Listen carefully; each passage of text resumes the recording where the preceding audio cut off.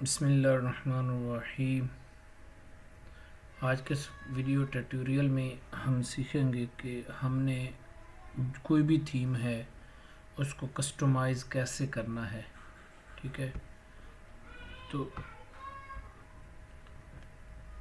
उसके लिए हम चलते हैं सबसे पहले थीम्स पे। थीम हमारा अपीयरेंस, इसमें हमारे पास क्या मौजूद होते हैं, डिफरेंट थीम्स मौजूद होते हैं।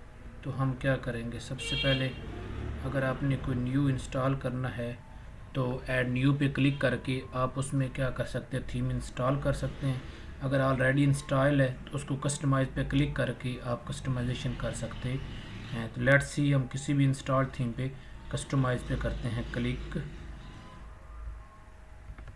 जी, जब आप कस्टमाइज़ पे क्लिक करेंगे तो इसकी लेफ़्ट साइड पे चीज़ें आ रही होंगी।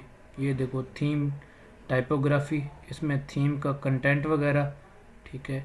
और हेडिंग टाइपोग्राफी के आपके हेडिंग बैकग्राउंड का जो है उसका कलर वगैरह आपने कौन सा सिलेक्ट करना है, फ़ॉन्ट फैमिली वगैरह, हेडिंग में आपने क्या लिखना है।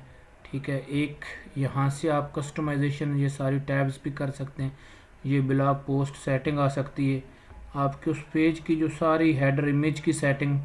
ठीक है, जो सी चीज़ आप यहाँ से सेट करना चाहें, कस्टमाइजेशन आपकी जो थीम्स है उसको अपने वेबसाइट की रिक्वायरमेंट के मुताबिक आप इजी वे में सेट कर सकते हैं। अगर ये लेफ़्ट साइड की आपको समझ नहीं आ रही तो सिंपली जब आप कस्टमाइज़ पे क्लिक करते हैं तो ये देखो, ये यहाँ पे चीज़ें आ रही हैं आपकी।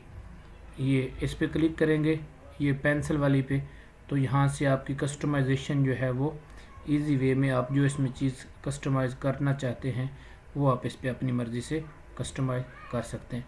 आप इजी वे में सिंपली थीम इंस्टॉल करो, थीम इंस्टॉल करने के बाद उसको कस्टमाइज़ पे क्लिक करो तो उसका स्लाइडर, हेडिंग, टाइपोग्राफी, ब्लॉग्स वगैरह आप इसी से आसानी कर सकते हैं। जितनी प्रैक्टिस करेंगे उतनी ज़्यादा चीज़ें आप गेट करेंगे। बेसिक मेथड यही है इसका।